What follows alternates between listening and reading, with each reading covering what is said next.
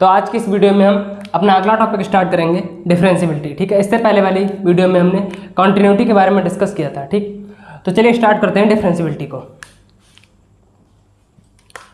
तो देखिए डिफरेंशियबिलिटी की डेफिनेशन दी रखी है यहाँ पर, लिखा है suppose f is a real function and c is a point in its domain. ठीक है, सी कोई पॉइंट है, इसके डोमेन में। ठीक है, the derivative of f at c is defined by limit h tends to zero f c plus h minus f c upon h is equal to, देखिए ये होती है डेरिवेटिव की डेफिनेशन। ठीक है, मैथमेटिकल डेफिनेशन। ठीक है, और इसे हम डिनोट करते हैं एफ डैश सी से, या d over d x f x at c. ठीक है, यहाँ पर एफ एक्स क्या है, हमारा फंक्शन जो भी दे रखा होगा। ठीक है, फंक्शन एफ एक्स का डेरिवेटिव पॉइंट सी पर। ठीक है, पॉइंट सी पर फंक्शन एफ एक्स का डेरिवेटिव हम किससे निकालेंगे, limit h tends to zero f of c plus h minus f c upon h. ये क्या है, प्रिंसिपल, प्राइमरी प्रिंसिपल है। ठीक है, आपने फर्स्ट ईयर में पढ़ा होगा। ठीक, सपोज, ठीक है, यही इसमें दिया है, प्रोवाइडेड दिस लिमिट एग्जिस्ट्स। ठीक है, दिस लिमिट एग्जिस्ट। ठीक है, अगर ये लिमिट एग्जिस्ट करती है तब f dash c d over d x f x c इससे डिनोट करेंगे। ठीक है, मोस्टली हम इससे डिनोट करते हैं, ये ज़्यादा बड़ा पड़ता है इसलिए हम एफ डैश सी इस तरह से डिनोट कर सकते हैं इसे। ठीक, लेकिन यहाँ पर तो ये बोला गया है एक पर्टिकुलर पॉइंट के लिए। ठीक, अगर हमें जनरल वे में निकालना हो तब इसका फॉर्मूला होता है f dash c is equal to limit h tends to zero f, देखिए यहाँ पर सी की जगह केवल एक्स हो गया है। ठीक, f x plus h minus f x upon h is equal to f dash x is equal to d over d x f x. ठीक, अब देखिए डिफरेंशियबिलिटी क्या होती है यहाँ पर। अगर हमारे पास, जैसे हमने कॉन्टिन्यूटी पढ़ी थी, कॉन्टिन्यूटी और डिफरेंशियबिलिटी लगभग सेम है। जैसे हमने कॉन्टिन्यूटी पढ़ी थी, कोई भी फंक्शन अगर हमारा किसी एक पॉइंट पर ब्रेक हो रहा है तब वो कॉन्टिन्यूअस नहीं होता है, और अगर कोई फंक्शन हमारा किसी भी पॉइंट पर, जिस पॉइंट पर हमसे कॉन्टिन्यूटी पूछी गई है उस पॉइंट पर ब्रेक नहीं होता है तब वो कॉन्टिन्यूअस होता है। ठीक, इसी तरह डिफरेंशियबिलिटी क्या होती है, डिफरेंशिएशन हमने फर्स्ट ईयर में पढ़ा था, डेरिवेटिव। जैसे अगर हमारे पास कोई भी फंक्शन दिया हुआ है, ये फंक्शन दिया हुआ है और इस पॉइंट पर हमसे इसका डेरिवेटिव पूछा गया है, तो वो क्या होता है, स्लोप, ये एंगल थीटा। ठीक है, tan theta is equal to m, ये स्लोप होता है, या d y over d x. ठीक है, ये स्लोप होता है। अब डिफरेंशियबिलिटी क्या होता है, इस पर्टिकुलर पॉइंट पर अगर हम इसे ए मान लेते हैं, या जैसे यहाँ पर सी सपोज किया गया है, हम सी सपोज कर लेते हैं, पॉइंट सी पर फंक्शन का डिफरेंशिएशन किया जा सकता है या नहीं किया जा सकता है, वही होती है डिफरेंशियबिलिटी। ठीक, तो हम इस फॉर्मूले से निकालते हैं फंक्शन की डिफरेंशियबिलिटी। ठीक, अगर किसी एक पर्टिकुलर पॉइंट पर फंक्शन का डिफरेंशिएशन हो सकता है, यहाँ पर पॉइंट सी दिया है, वैसे जो भी आपको पॉइंट दे रखा हो, एक्स इज इक्वल टू 1 2 3, कोई भी रियल नंबर में बिलोंग कर सकता है। ठीक है, अगर उस पॉइंट पर फंक्शन डिफरेंशिएट किया जा सकता है तब वह फंक्शन डिफरेंशिएबल होगा, अदरवाइज वो फंक्शन डिफरेंशिएबल नहीं होगा। ठीक, इसमें भी मैं एक छोटी सी हिंट दे देता हूँ। जैसे हमने कॉन्टिन्यूटी में left hand limit LHL, left hand limit, right hand limit और लिमिट निकालते थे। ठीक है, इसी तरह से डिफरेंशियबिलिटी में हम क्या निकालते हैं, left hand derivative is equal to right hand derivative is equal to derivative.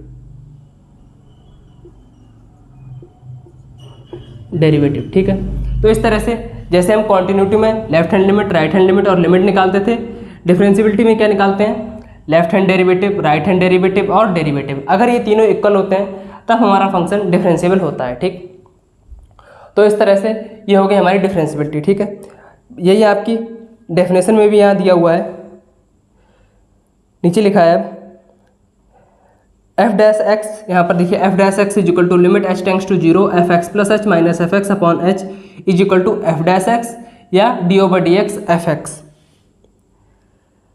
Wherever the limit exists is defined to be the derivative of f. The derivative of f is denoted by f dash x or d over dx f dash x, और if y is equal to f x, देखिए ये तो तब है अगर हमें function f x is equal to इस तरह से दे रखा हो, f x is equal to मान लेते हैं 2x + 3, अगर इस तरह से हमें फंक्शन दे रखा है। अगर हमें फंक्शन दे रखा है y is equal to 2x + 3, तो हम इसी को किस तरह से डिनोट कर देते हैं, हम इसको y डैश या फिर dy ओवर dx, क्या कर दिया हमने, एफ एक्स की जगह पर y को पुट कर दिया। ठीक, तो इस तरह से the process of finding derivative of A function is called differentiation. ठीक, किसी भी फंक्शन का डेरिवेटिव निकालने की जो प्रोसेस होती है उसे हम क्या बोलते हैं? Differentiation. We also use the phrase differentiate f x with respect to x to mean find f dash x. ठीक है, अगर हमें यहाँ पर अगर हम इसे इस तरह से बोलते हैं, फंक्शन एफ एक्स को हमने एक्स के रेस्पेक्ट में डिफरेंशिएट किया है, उसे भी हम इसी तरह से डिनोट करेंगे। ठीक, x to mean find f dash x. ठीक है, the following rules are established as a part of algebra derivative. ठीक है, यहाँ पर हमारे पास 3 रूल्स दे रखे हैं, उन्हें मैं लिखता हूँ, उसके बाद उन्हें समझाता हूँ। तो चलिए अब देख लेते हैं, हमारे पास यहाँ पर कुछ इंपॉर्टेंट रूल हैं।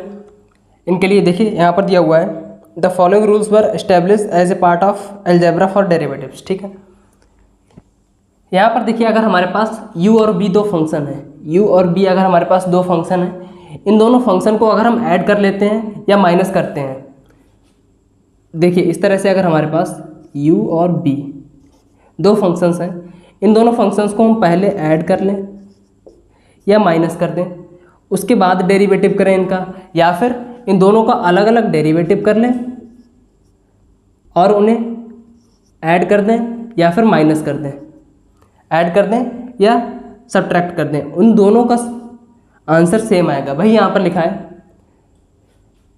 u प्लस माइनस बी का होल डैश यानी डेरिवेटिव किया है इज इक्वल टू यू का डेरिवेटिव प्लस माइनस बी का डेरिवेटिव। ठीक है, तो या तो हम पहले दोनों को ऐड करके फिर उसका डेरिवेटिव कर दें, या फिर अलग अलग दोनों का डेरिवेटिव कर दें और फिर उन्हें ऐड कर दें या सब्ट्रैक्ट कर दें, हमारा आंसर सेम रहेगा। ठीक, इसी तरह से अगर हमारे पास 2 फंक्शन u और b दिए हुए हैं और हमें उनकी मल्टीप्लिकेशन का डेरिवेटिव निकालना है, ठीक, तो इसके लिए हमें क्या करना होगा? सबसे पहले तो हम u का डेरिवेटिव निकाल लें और b को सेम टू सेम रहने दें। ठीक, अगर हमारे पास 2 फंक्शन u और b हैं, उनकी मल्टीप्लिकेशन का हमें डेरिवेटिव निकालना है, तो अब हमें क्या करना होगा? सबसे पहले तो हम u का डेरिवेटिव निकाल लें इनटू सेकंड फंक्शन सेम रहने दें प्लस फर्स्ट फंक्शन सेम रहने दें और सेकंड फंक्शन का डेरिवेटिव कर दें। ठीक, इसे हम लेबनीज रूल या प्रोडक्ट रूल बोलते हैं। ठीक है, ये आगे बहुत ही यूज़ आएगा, आप अभी 12th में पढ़ रहे हैं, इससे आगे आने वाले BSc MSc IIT में हर जगह आप इस रूल का यूज़ करेंगे। ठीक, तो इस रूल को आप याद रख लीजिएगा। क्या करना है मैं फिर से बता देता हूँ एक बार। अगर हमारे पास 2 फंक्शंस का मल्टीप्लिकेशन दे रखा है और हमें उसका डेरिवेटिव निकालना है, तब हमें क्या करना होगा? पहला फंक्शन का डेरिवेटिव और दूसरा फंक्शन सेम रखना है, प्लस पहला फंक्शन सेम रखना है और दूसरे फंक्शन का डेरिवेटिव करना है। ठीक, तो इस तरह से होगा ये प्रोडक्ट रूल। अब क्या है हमारे पास? Quotient rule. u upon b हमारे पास 2 फंक्शन दिए हुए हैं, हमें इनका डेरिवेटिव कैसे करना है? सबसे पहले तो हमारे पास जो न्यूमरेटर में फंक्शन है उसका डेरिवेटिव करना है, इनटू डिनोमिनेटर का फंक्शन सेम रखना है, माइनस डिनोमिनेटर के फंक्शन का डेरिवेटिव करना है, इनटू न्यूमरेटर का फंक्शन सेम रखना है, अपॉन डिनोमिनेटर के फंक्शन का होल स्क्वायर कर देना है। ठीक, क्या किया हमने? सबसे पहले तो न्यूमरेटर का फंक्शन का डेरिवेटिव किया, डिनोमिनेटर सेम रखा, माइनस डिनोमिनेटर का डेरिवेटिव किया और न्यूमरेटर सेम रखा, अपॉन डिनोमिनेटर का होल स्क्वायर। ठीक, जहाँ पर b की वैल्यू 0 के इक्वल नहीं है, अगर हम 0 कर देंगे तब ये फंक्शन इनफाइनाइट बन जाएगा, इसलिए b 0 नहीं हो सकता है। ठीक, इसे हम क्या बोलते हैं? Quotient rule. ठीक, आई होप आपको समझ में आ गया होगा ये तीनों रूल, और ये तीनों ही रूल बहुत इंपॉर्टेंट है। सबसे ज़्यादा यूज इसमें सेकंड और थर्ड का होता है। ठीक, तो इन्हें आप याद रखिएगा। ठीक, अब हम बढ़ते हैं अपनी थ्योरम्स की तरफ। तो चलिए अब हम एक थ्योरम देख लेते हैं। यहाँ पर थ्योरम दी हुई है, if a function is differentiable at a point c then it is also continuous at that point. ठीक है, तो अगर हमारे पास कोई एक फंक्शन f(x) पॉइंट c पर डिफरेंशिएबल है,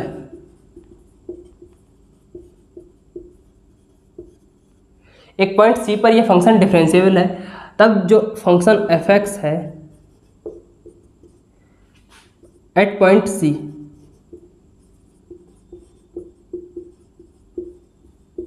उस पॉइंट पर कॉन्टिन्यूअस भी होगा। ठीक है, if a function is differentiable at a point c then it is also continuous at that point. ठीक, ये तो हो गया डिफरेंशिएबल अगर है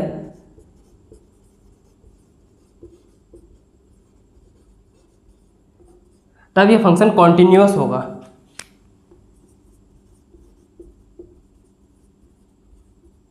लेकिन अगर कोई फंक्शन कॉन्टिन्यूअस है तब ऐसा कोई ज़रूरी नहीं है कि जो function continuous at point c वो डिफरेंशिएबल भी हो।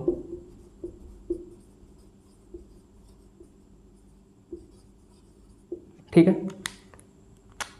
ऐसा ज़रूरी नहीं है।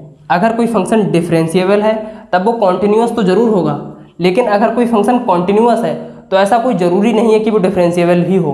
वो डिफरेंशिएबल हो भी सकता है और नहीं भी हो सकता है। तो हमारे पास डिफरेंशिएबल के साथ ये कंडीशन आती है कि वो फंक्शन कॉन्टिन्यूस भी होगा, लेकिन कॉन्टिन्यूस के साथ ऐसी कोई कंडीशन नहीं है कि वो फंक्शन डिफरेंशिएबल भी हो। ठीक, तो इस तरह ये हमारी थ्योरम हो गई। इसका प्रूफ आप लोग केवल स्टेटमेंट याद रखिए, प्रूफ अगर आप लोग देखना चाहते हैं आप लोग देख लीजिएगा। तो यही यहाँ पर बोला गया है, if a function f is differentiable at point c then it is also continuous at that point. ठीक, कोरोलरी भी यहाँ पर ये दिया हुआ है, every differentiable function is continuous. ठीक, every differentiable function is continuous. ठीक, तो इस तरह से ये हो गया। ठीक है, अब इसके बाद है हमारे पास डेरिवेटिव्स ऑफ कंपोजिट फंक्शन। ठीक, अब हम इसे देखते हैं। तो चलिए हम कंपोजिट फंक्शन का डेरिवेटिव देखते हैं। उससे पहले हम एक टेबल देख लेते हैं। ये हमारे पास जनरल डेरिवेटिव दिए हुए हैं कुछ, ये इंपॉर्टेंट डेरिवेटिव है। ठीक है, यहाँ पर अगर हमारे पास फंक्शन इधर इस साइड में फंक्शन दे रखे हैं और इस साइड में डेरिवेटिव दे रखा है उनका। ठीक, x raise to power n का डिफरेंशिएशन क्या होता है, n x raise to power n minus one. ठीक है, अगर हमारे पास कोई power x raise to power n का फंक्शन है, इसका एक एग्जाम्पल भी ले ले रहा हूँ मैं। यहाँ पर अगर हमारे पास एक्स स्क्वायर दे रखा है, y is equal to x square दे रखा है, तब d y over d x कितना होगा, इससे पावर को बढ़ा लेते हैं, 6 कर लेते हैं। ठीक है, अगर एक्स रेज टू पावर 6 दिया हुआ है तब d y over d x कितना होगा। देखिए यहाँ पर एन है, तब क्या हुआ, एन मल्टीप्लाई में आ गया और एन माइनस वन हो गया। ठीक, इसी तरह से यहाँ पर क्या होगा, 6 मल्टीप्लाई में आ जाएगा, x raise to power 6 minus one कितना आ जाएगा यहाँ पर, 6 एक्स रेज टू पावर 5। ठीक है, सिंपल सा है बिल्कुल। क्या करना है हमें, जो हमें पावर दे रखी है उसे मल्टीप्लाई में लिख देना है और पावर में एक पावर माइनस कर देनी है। ये पावर कहाँ आ गई हमारे पास, मल्टीप्लाई में, और इससे एक पावर माइनस कर दी हमने। ठीक है, तो ये वाली पावर यहाँ आ गई और 6 माइनस 1 कर दिया तो 6 x raise to power 5 answer आ गया। ठीक है, इसी तरह से ये ट्रिग्नोमेट्रिक फंक्शन है। साइन एक्स का होता है cos x differentiation, cos x का होता है minus sine x, tan x का होता है sec square x, e raise to power x का सेम रहता है e raise to power x. इसी तरह लॉग एक्स का क्या होता है 1 एक्स, जहाँ पर x is not equal to 0 obviously, क्योंकि यहाँ पर अगर एक्स इज इक्वल टू 0 हो जाएगा तो ये इन्फाइनाइट हो जाएगा। ठीक, एक्स की वैल्यू यहाँ पर 0 नहीं होनी चाहिए। ठीक है, तो ये थे कुछ सिंपल से डेरिवेटिव। अब हम देखते हैं कंपोजिट फंक्शन। ठीक है, कंपोजिट फंक्शन की भी डेफिनेशन देख लेते हैं क्या होगी। जैसे यहाँ पर हमें दे रखा है x raise to power n या साइन एक्स, लेकिन यहाँ पर क्या है साइन एक्स है, एक्स की पावर क्या है 1, यहाँ पर भी क्या है एक्स की पावर 1, यहाँ पर क्या है x raise to power n दी हुई है। अब अगर हमारे पास कोई फंक्शन इस तरह से दे दिया जाए, देखिए अगर हमारे पास दिया है 6 x raise to power 3 plus sine x plus cos x. ठीक है, तब तो हम डायरेक्ट इसका डेरिवेटिव निकाल सकते हैं, क्योंकि देखिए 6 कांस्टेंट हो जाएगा और एक्स रेज टू पावर 3 ये किस तरह से x raise to power n का है। ठीक है, साइन एक्स का डेरिवेटिव हमें पता है और कॉस एक्स का डेरिवेटिव हमें पता है। लेकिन अगर हमें कोई फंक्शन इस तरह से दे दिया जाए y is equal to 2x plus 5 raise to power 6, ठीक है, हमें इसका तो डेरिवेटिव हमें x का पता है, 5 कांस्टेंट है। देखिए एक चीज़ और बता दूं मैं, कांस्टेंट का डेरिवेटिव हमेशा 0 होता है। यहाँ पर मैं लिख दे रहा हूँ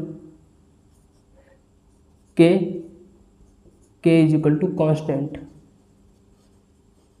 ठीक है, कांस्टेंट का डेरिवेटिव हमेशा 0 होता है। ठीक है, ये चीज़ याद रखनी है, हमेशा कांस्टेंट का डेरिवेटिव क्या होता है 0।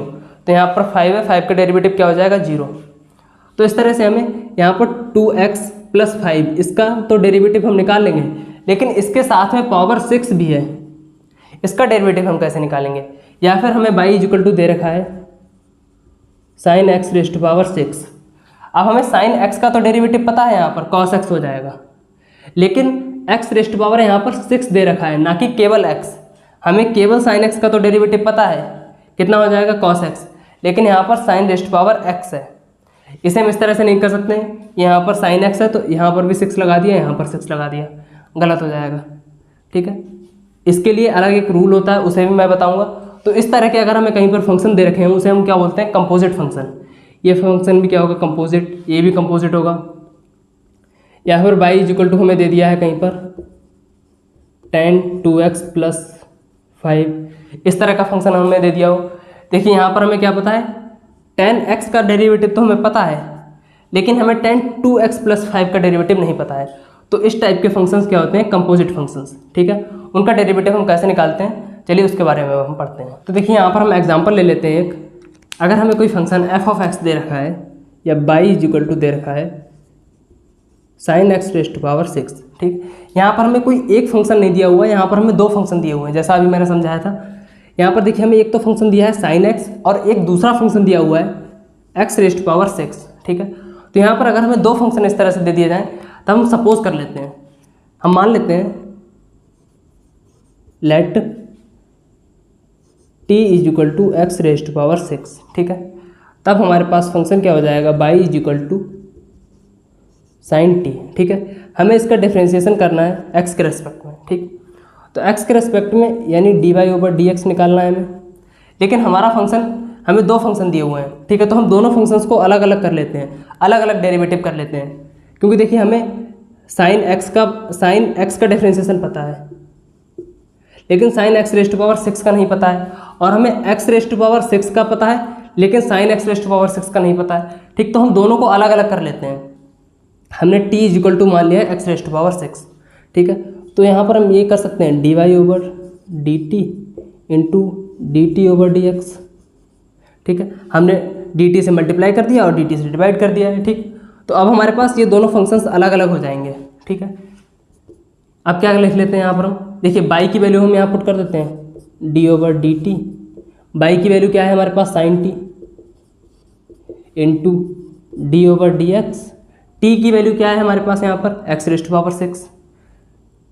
x⁻⁶, ठीक है। अब देखिए हमारे पास जो पहला फंक्शन है उसे हमें t के रेस्पेक्ट में डिफरेंशिएट करना है, और जो सेकंड फंक्शन है उसे x के रेस्पेक्ट में डिफरेंशिएट करना है, ठीक। ये चीज़ याद रहे। यहाँ पर हमें जो d/dt है, तो यहाँ पर भी जो फंक्शन है हमारा वो भी t वेरिएबल में होना चाहिए, और यहाँ पर अगर हमें x के रेस्पेक्ट में करना है तब ये फंक्शन x वेरिएबल में होना चाहिए, ठीक है। अब इसका डिफरेंशिएशन अगर हम करते हैं तो sin t sin x का जैसा होता है वैसे sin t का हो जाएगा। sin t का क्या हो जाएगा, cos t d/dx x⁻⁶ का क्या हो जाएगा, × 6x⁵, ठीक है। अब t की वैल्यू क्या है हमारे पास, x⁻⁶, तो cos x⁻⁶ × 6x⁵, ठीक है।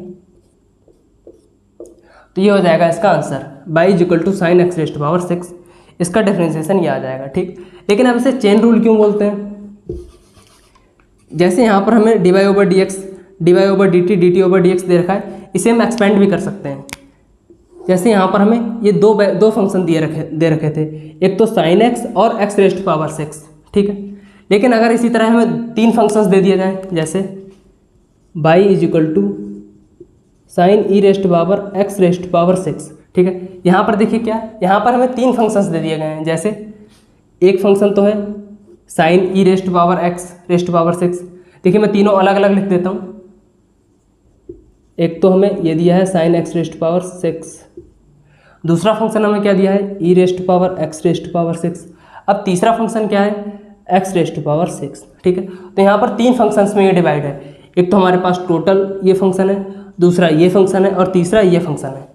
क्योंकि हमें इसका डेरिवेटिव पता है, देखिए हमें केवल sin x का डेरिवेटिव पता है, यहाँ पर हमें केवल e⁻x का डेरिवेटिव पता है, यहाँ पर हमें x⁻⁶ का डेरिवेटिव पता है, ठीक है। तो हम सिंपल तोड़ते चले जाते हैं, ठीक है। तो यहाँ पर हमें देखिए इस पूरे फंक्शन का डायरेक्ट डेरिवेटिव नहीं पता होगा, इसी तरह हमें डायरेक्ट e⁻x⁻⁶ का डिफरेंशिएशन भी नहीं पता है, और हमें यहाँ पर x⁻⁶ का डिफरेंशिएशन पता है, ठीक। तो देखिए यहाँ पर हमें क्या करना होगा, हमें y = sin e⁻x⁻⁶ का डिफरेंशिएशन किस तरह से निकालेंगे। यहाँ पर हमें दो फंक्शंस ऐसे हैं जिनका हमें डायरेक्ट डिफरेंशिएशन नहीं पता है, तो हम क्या करेंगे, हमारे पास देखिए हमें निकालना है sin e⁻x⁻⁶। हमें यहाँ पर पूरे फंक्शन की वैल्यू तो हमें पता है, तो हम यहाँ पर e⁻x⁻⁶ और x⁻⁶ इन दो फंक्शंस को सपोज कर लेंगे, ठीक है। तो क्या लिखेंगे, देखिए लेट p = क्या हो जाएगा, e⁻x⁻⁶, और q = क्या हो जाएगा, x⁻⁶, ठीक है। हमें निकालना क्या है, हमें निकालना है dy/dx, ठीक है। अब देखिए हमें यहाँ पर डायरेक्ट तो हम बाई का डिफरेंशिएशन निकाल नहीं सकते हैं एक्स के रेस्पेक्ट में, क्योंकि हमें यहाँ पर e rest power x rest power 6 इसका डिफरेंशिएशन नहीं पता है। तो हम क्या करेंगे, देखिए हम किस तरह से लिख सकते हैं d y over d x को।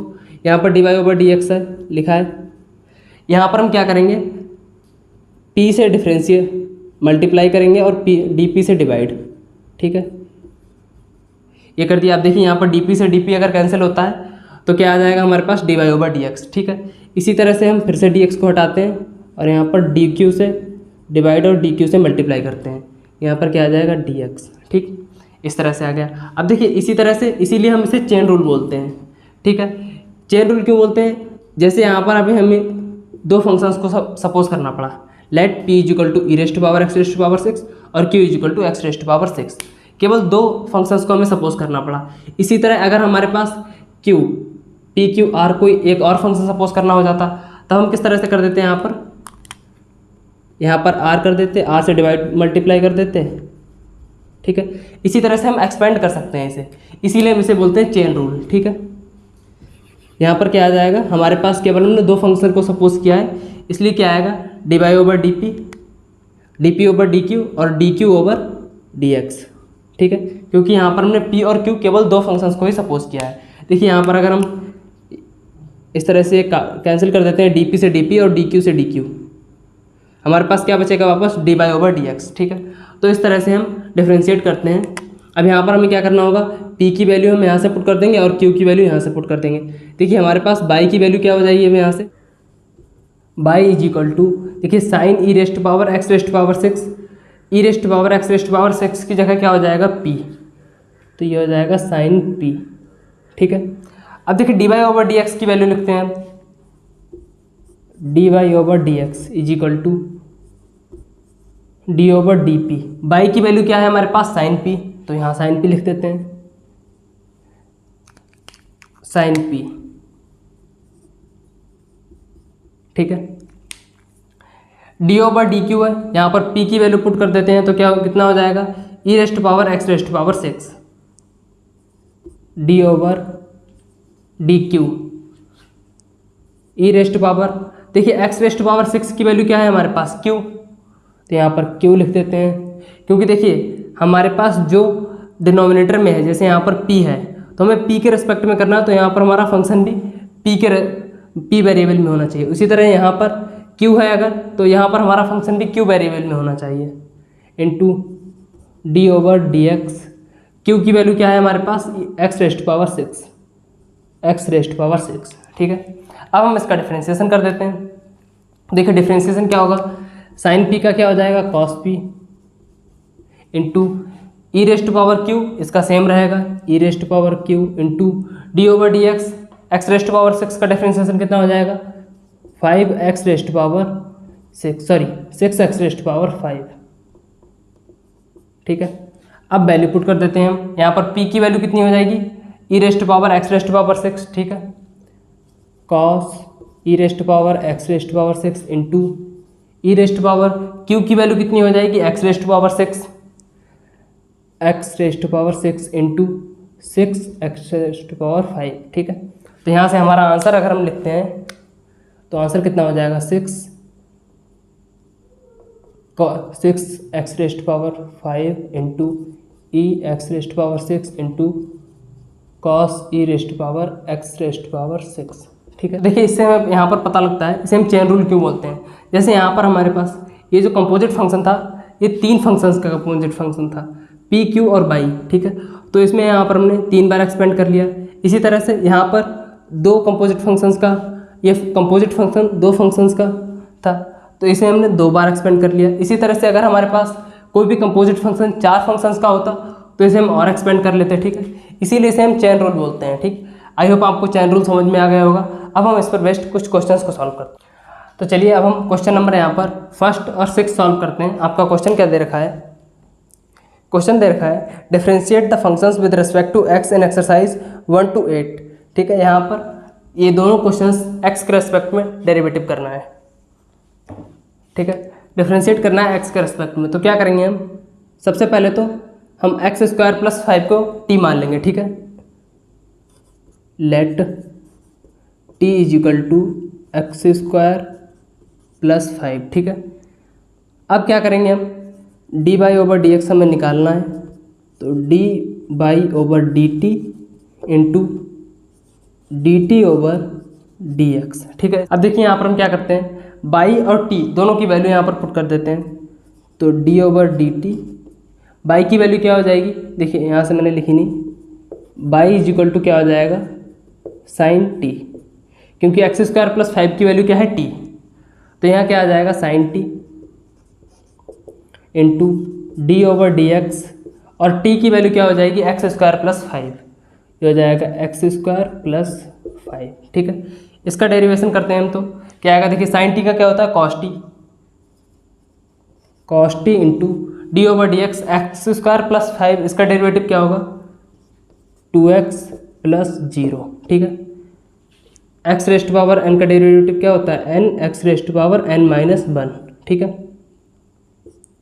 इसका डेरिवेटिव, ठीक है। तो यहाँ पर क्या आ जाएगा, x² का 2x हो जाएगा और 5 क्या है कांस्टेंट, तो ये 0 हो जाएगा, ठीक है। अब यहाँ पर अगर हम वैल्यू पुट करते हैं, t इज इक्वल टू क्या है हमारे पास x² + 5, तो क्या आ जाएगा हमारे पास cos x² + 5 इंटू 2x या फिर 2x इंटू cos x² + 5, ठीक है। तो ये हो गया हमारा आंसर। अब सेकंड क्वेश्चन सॉल्व करते हैं हम।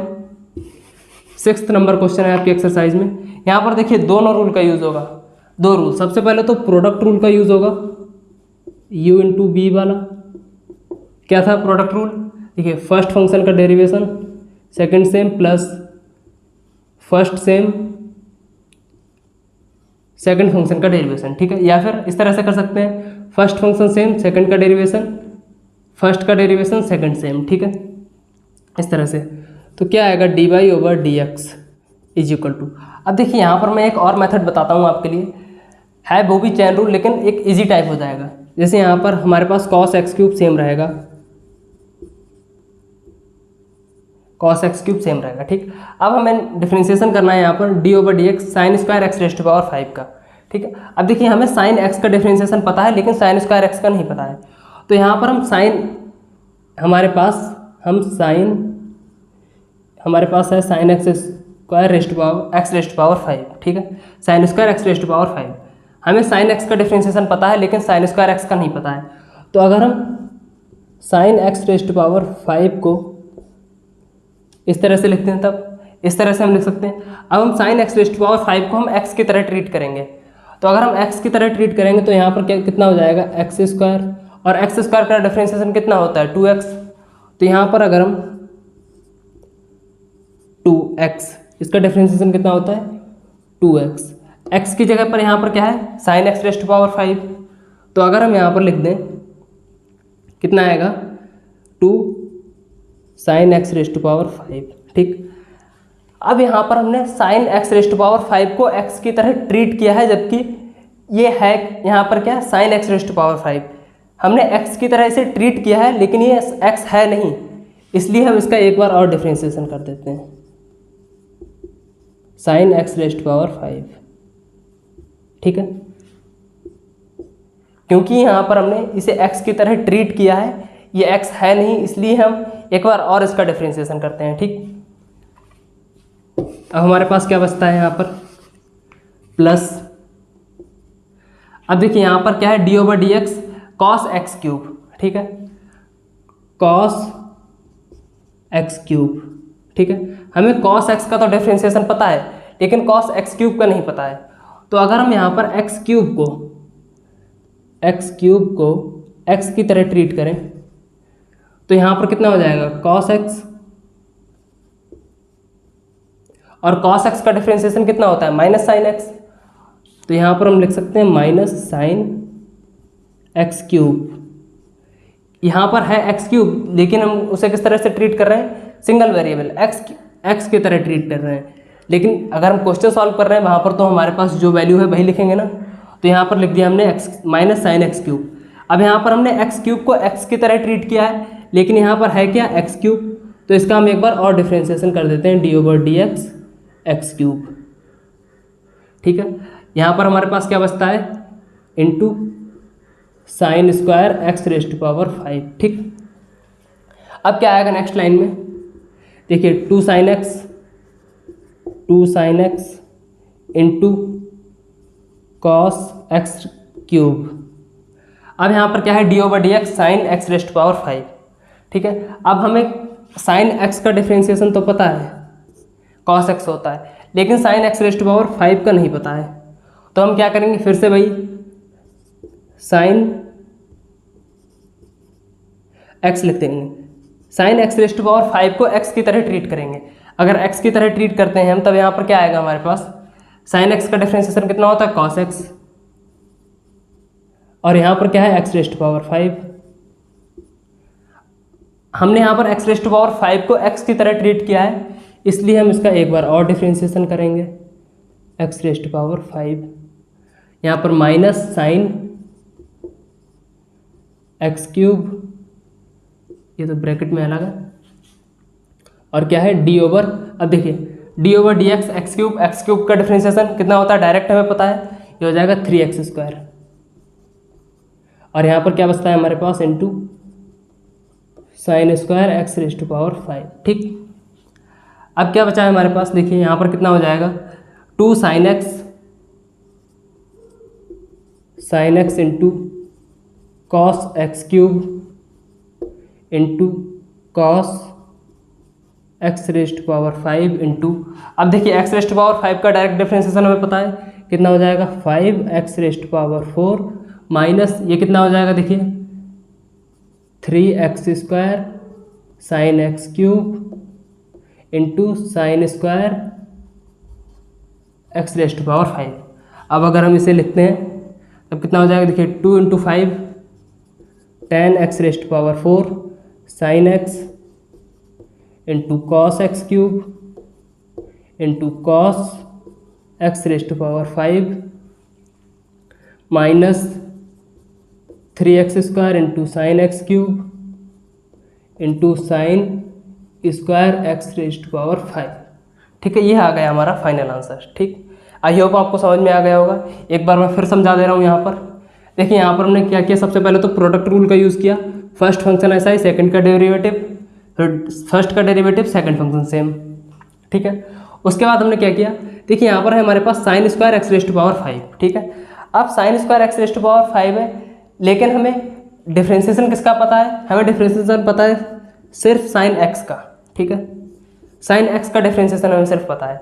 तो हमने क्या किया, हमने साइन एक्स रेस्ट पावर 5 को एक्स की तरह ट्रीट किया है। तो यहाँ पर कितना हो गया हमारे पास, देखिए हमने साइन एक्स रेस्ट पावर 5 को एक्स की तरह ट्रीट किया, तब ये हो गया एक्स स्क्वायर। ठीक है, और एक्स स्क्वायर का डिफ्रेंशिएशन होता है 2x। तो क्या किया हमने, 2x, इसे x की तरह ट्रीट किया था, लेकिन x की जगह पर है क्या, साइन एक्स रेस्ट पावर 5। ठीक, ये हो गया।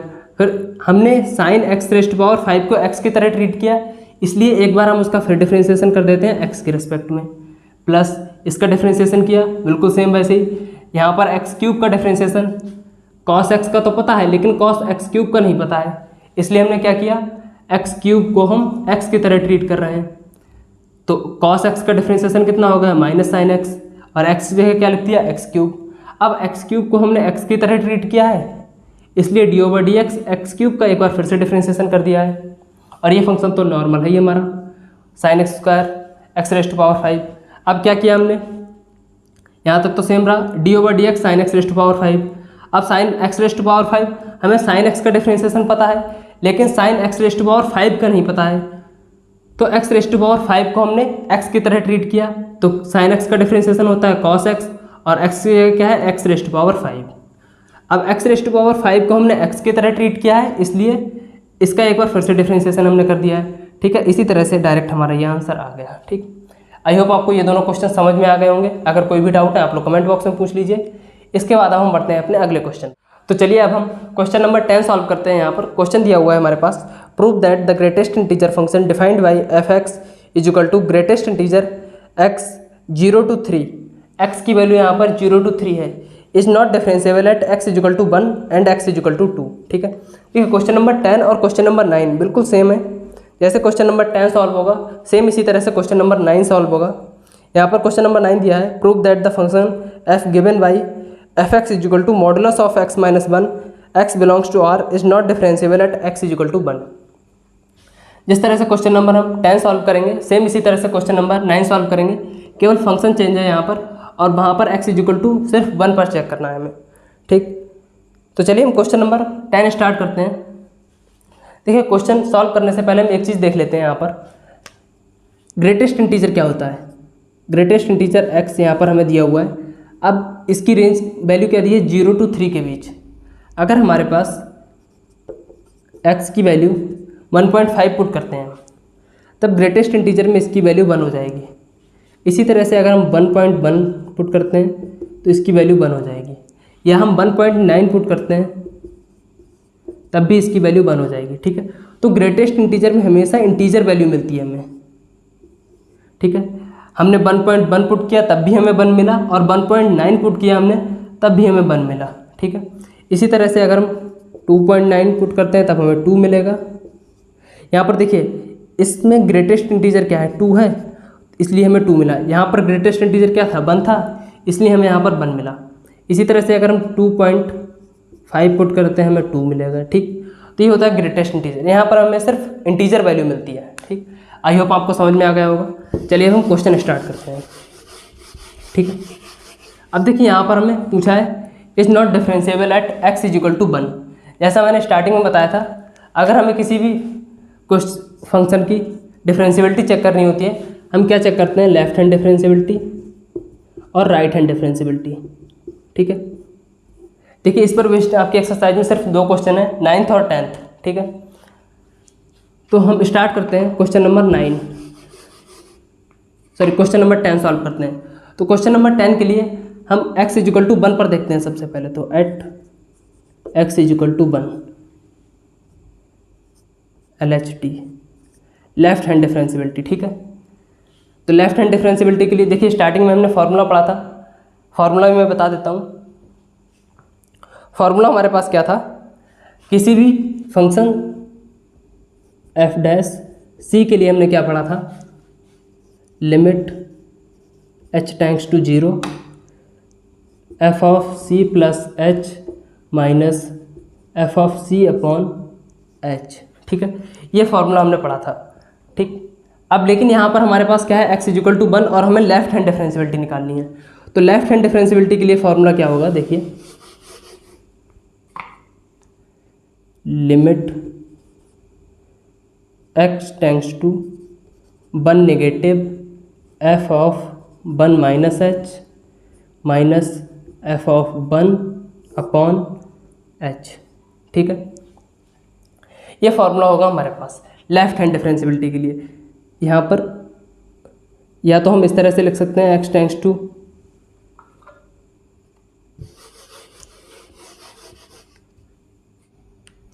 तो देखिए लेफ्ट हैंड डिफरेंशिएबिलिटी के लिए क्या फार्मूला होगा, इसके लिए देखिए 2 तरह से फार्मूला हम लिख सकते हैं। Limit x tends to 1 negative f of x minus f of 1 upon x minus 1।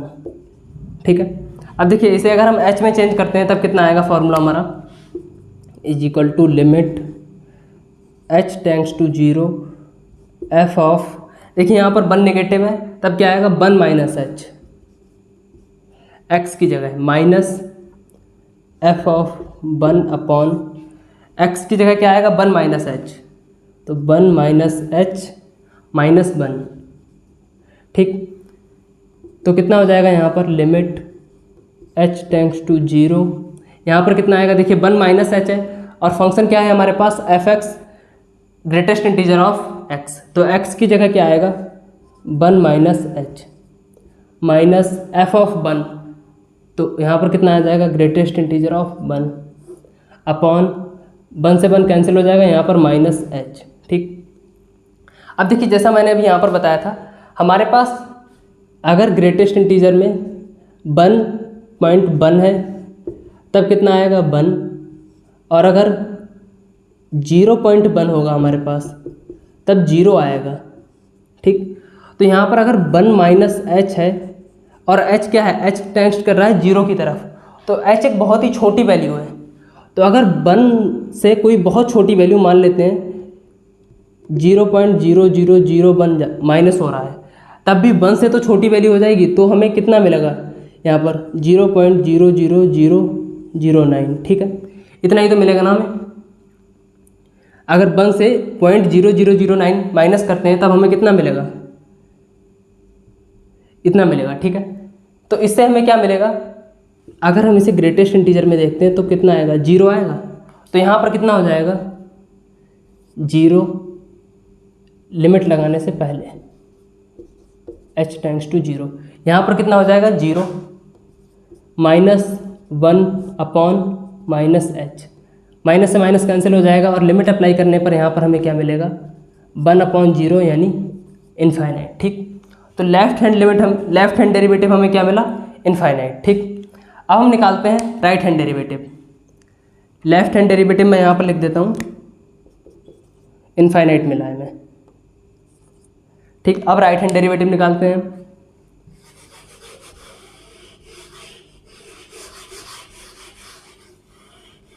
Right hand derivative के लिए भी हम दो तरह से फॉर्मूला याद रख सकते हैं। Right hand derivative limit x tends to 1 positive f of x minus f of 1/x, ठीक है, x माइनस 1, सॉरी, ठीक। तो अब यहाँ पर क्या आएगा, is equal to limit h tends to 0, x की जगह पर अब क्या आएगा 1 + h, f of 1 + h minus f of 1/x minus 1, ठीक है। अब क्या बचेगा हमारे पास, सॉरी, x की जगह पर कितना हो जाएगा 1 + h, 1 से 1 कैंसिल। अब क्या आएगा लिमिट h टेंड्स टू 0। अब देखिए यहाँ पर कितना आ जाएगा, greatest integer 1 + h minus f1/h। अब देखिए ग्रेटेस्ट इंटीजर 1 + h, अगर 1 में 0.000001 कोई भी छोटी से छोटा संख्या जुड़ती है तब कितना आएगा, ग्रेटेस्ट इंटीजर के साथ वो 1 हो जाएगा, क्योंकि हमारे पास ग्रेटेस्ट इंटीजर कितना है 1। तो यहाँ पर कितना आ जाएगा limit h tends to 0, 1 minus 1/h, 1 से 1 कैंसिल, कितना आ जाएगा यहाँ पर लिमिट h टेंड्स टू 0, और ये हो जाएगा 0। लिमिट अप्लाई करने पर भी ये क्या मिलेगा 0, ठीक है। तो RHD क्या आया 0। तो लेफ्ट हैंड डेरिवेटिव और राइट हैंड डेरिवेटिव दोनों इक्वल नहीं है, इसलिए ये फंक्शन कितना हो जाएगा x = 1 पर नॉट डिफरेंशिएबल, डिफरेंशिएबल नहीं होगा। यही तो हमें प्रूफ करना था। Implies f of x is not differentiable